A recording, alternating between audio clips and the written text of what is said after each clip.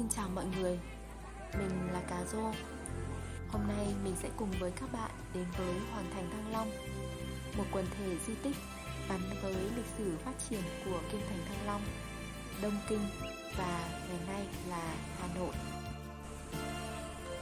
Hoàng thành Thăng Long bắt đầu từ thời kỳ Tiền Thăng Long, thế kỷ thứ 7, qua thời Đinh, Tiền Lê, phát triển mạnh dưới các triều đại nhà Lý, nhà Trần, nhà Lê và là thành Hà Nội dưới triều đại nhà Nguyễn.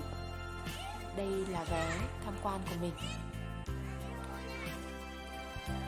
Chúng ta sẽ bắt đầu vào khu vực di sản văn hóa được thế giới công nhận này nhé.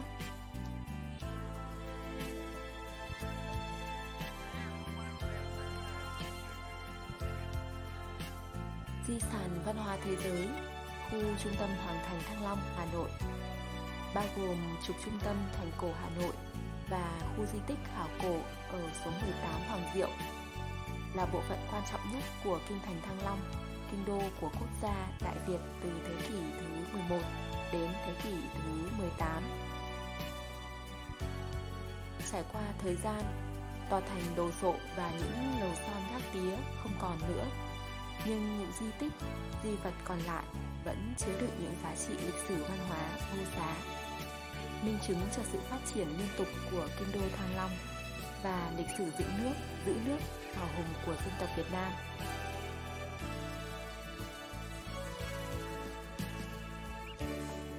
Chúng ta đang có mặt tại Đoan Môn. Đây là cửa vòm cuốn dẫn vào Điện Kính Thiên. Đoan Môn gồm 5 cổng xây bằng đá. Phía ngoài là cửa Tam Môn. Khoảng năm 1812 đến năm 1814, vua Gia Long đã cho phá để xây cột cờ. Ngày nay cột cờ Hà Nội vẫn còn đứng sừng sững phía trước Đoan Môn. Năm 2002, giới khảo cổ học Việt Nam được phép đào phía trong Đoan Môn đã tìm thấy lối xưa xe ngựa cũ thuộc triều đại nhà Trần, dùng lại nhiều gạch thời nhà Lý. Tiếp tục khai quật, còn có thể thấy cả con đường từ Đoan Môn dẫn đến Điện Kính Thiên ở phía Bắc và cửa Tây Nam thành Hà Nội.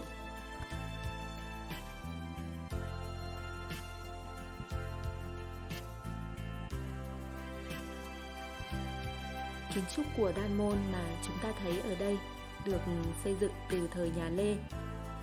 Đây là cửa chính dành cho nhà vua ra vào từ Cấm Thành.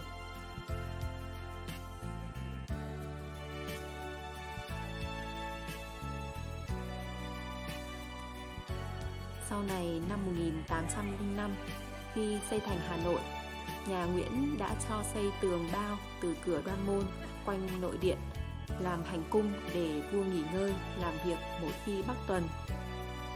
Hiện nay trong Hoàng thành Thăng Long còn 8 cổng và một số đoạn tường bao bằng gạch vồ.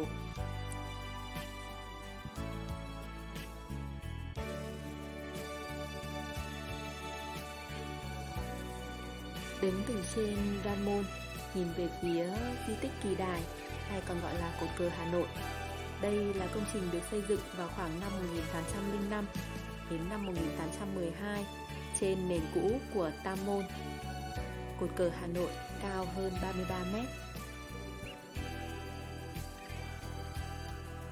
Từ phía trên Đoan Môn nhìn về phía trong Tử Cấm Thành, chúng ta cũng có thể thấy phát lộ các cái di tích, đường xưa, xe ngựa cũ.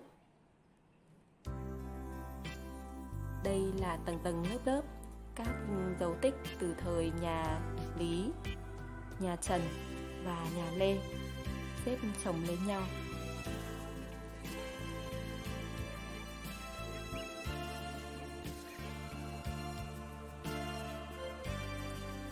Trong Hoàng thành thì hiện nay còn lại các cái di tích là bao gồm có di tích Đoan Môn là cổng chính mà chúng ta thấy. Tiếp trong là còn hầm chỉ huy tác chiến, hay còn gọi là Trung tâm Thông tin Chỉ huy tác chiến của Bộ Tổng tham mưu, Bộ Quốc phòng. Ngoài ra thì còn có cổng hành cung thời nhà Nguyễn di tích nền điện Kính Thiên và các cái di tích khác như là di tích núi Cách Mạng, nhà và hầm D67, di tích Hậu Lâu và chính Bắc Môn hay còn gọi là cửa Bắc. Ngoài ra thì bên số 18 Hoàng Diệu còn có một khu di tích khảo cổ học nằm ở phía tây nền điện Kính Thiên, là một bộ phận quan trọng của di sản văn hóa thế giới, khu trung tâm Hoàng thành Thăng Long. Khu di tích thì có các tầng văn hóa đa dạng, độc đáo, minh chứng cho bề dày lịch sử hơn 1.000 năm của Thăng Long, Hà Nội. Cũng tại khu di tích này thì đã tìm thấy rất nhiều loại hình di tích kiến trúc và các di vật khảo cổ học có niên đại cách ngày nay khoảng 1.300 năm, bắt đầu từ thời kỳ Đại La, thế kỷ thứ 7, thứ 9, qua các thời kỳ Đinh, Tiền Lê, thế kỷ thứ 10, thời nhà Lý, năm 1009 đến năm 1225, và các cái cổ vật từ thời nhà Trần, từ năm 1226 đến năm 1400. Nhiều nhất là các cái cổ vật từ thời nhà Lê, là từ năm 1428 đến năm 1527. Đây là một số các cái cổ vật được tìm thấy từ thời nhà Lê, trong đó có những cái đĩa gốm được trang trí họa tiết hình rồng rất là tinh xảo. Và ngày nay thì các nhà khoa học đã sử dụng công nghệ vẽ 3D để tái hiện lại cái sự trang trí hình rồng và các hoa văn trên các đĩa gốm cổ của người xưa. Ngoài ra trong Hoàng thành cũng còn tìm thấy rất là nhiều các cổ vật từ thời nhà Mạc, năm 1527 đến năm 1592, các cổ vật thời nhà Lê Trung Hưng từ năm 1592 đến năm 1789, và những dấu tích còn lại của thời nhà Nguyễn, năm 1802 đến năm 1945.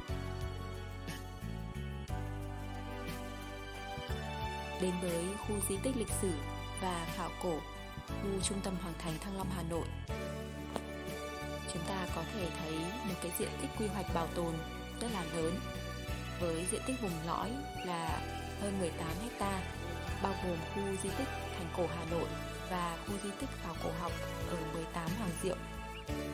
Ngoài ra thì còn diện tích vùng đệm là 108 ha.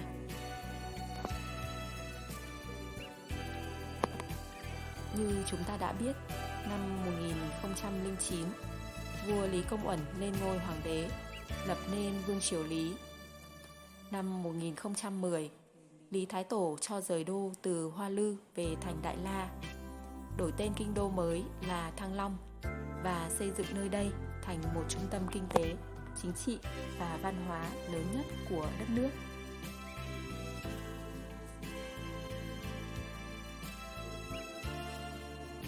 Và đây chúng ta đang có mặt tại Điện Kính Thiên. Đây chỉ còn là một di tích nền Điện Kính Thiên thôi, nhưng là di tích trung tâm, là hạt nhân chính trong tổng thể các địa danh lịch sử của thành cổ Hà Nội. Điện Kính Thiên chiếm vị trí trung tâm của khu di tích. Trước Điện Kính Thiên là Đoan Môn, phía sau thì có Hậu Lâu, cửa Bắc, hai phía đông và tây có tường bao và mở cửa nhỏ. Dấu tích Điện Kính Thiên hiện nay chỉ còn là khu nền cũ.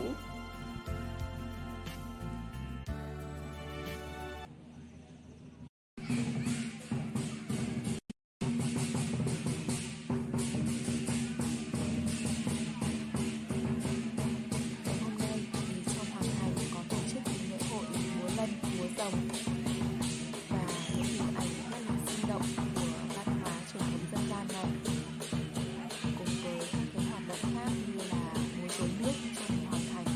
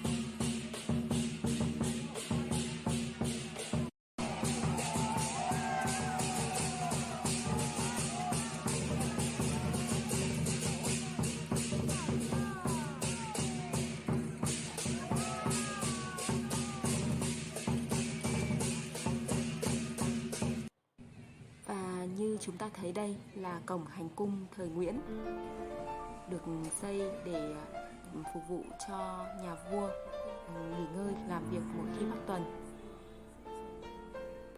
Trong hoàng thành thì có rất nhiều các khu vực mà được xếp các cái khối gạch tầng tầng lớp lớp như nhau như này. Đây là những cái viên gạch rất là cổ từ các cái triều đại Lý, Trần, Lê.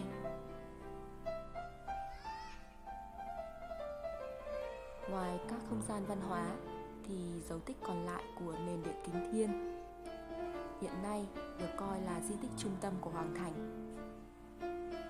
Nền điện còn hàng lan can cao hơn 1 mét. Mặt trước hướng chính nam của điện Kính Thiên xây hệ thống bậc lên bằng những phiến đá hộp lớn. Thềm điện gồm 10 bậc, 4 rồng đá chia thành 3 lối lên đều nhau, tạo thành thềm rồng. 4 con rồng đá này được tạo tác vào thế kỷ thứ 15, thời nhà Lê.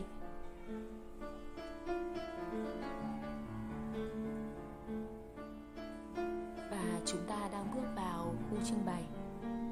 Đây là khu vực có trưng bày rất là nhiều các cái hiện vật qua các triều đại.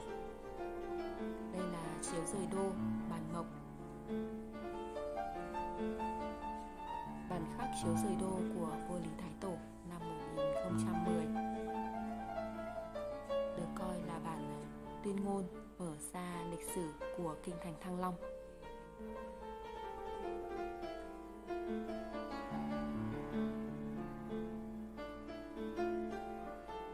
Trong đây thì cũng có rất là nhiều các cái bức ảnh chụp quá trình khai quật khảo cổ học và phát lộ các cái dấu tích nền gạch của các cái thời kỳ nhà Lý, nhà Trần và nhà Lê. Hình ảnh một chiếc giếng nước thời nhà Trần với gạch được xếp nem rất là đẹp. Đây là các cái dụng cụ để khắc bản mộc. Trong đây thì có rất nhiều đĩa ngọc, chén ngọc, các cái đồng xu và các cái cổ vật từ hàng nghìn năm về trước. Và trên hình ảnh chúng ta đang nhìn thấy là di tích Hậu Lâu.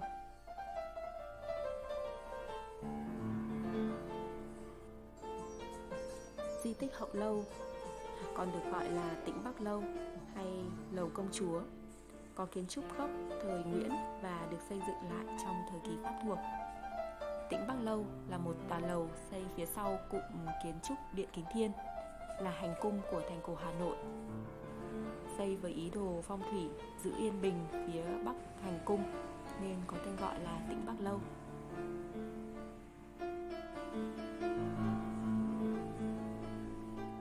Ra khỏi khu vực Hậu Lâu thì chúng ta đến với khu khảo cổ 18 Hoàng Diệu, một khu di tích khảo cổ học rất là quan trọng trong hoàng thành Thăng Long. Và chúng ta sẽ đến ở tập tiếp theo các bạn nhé.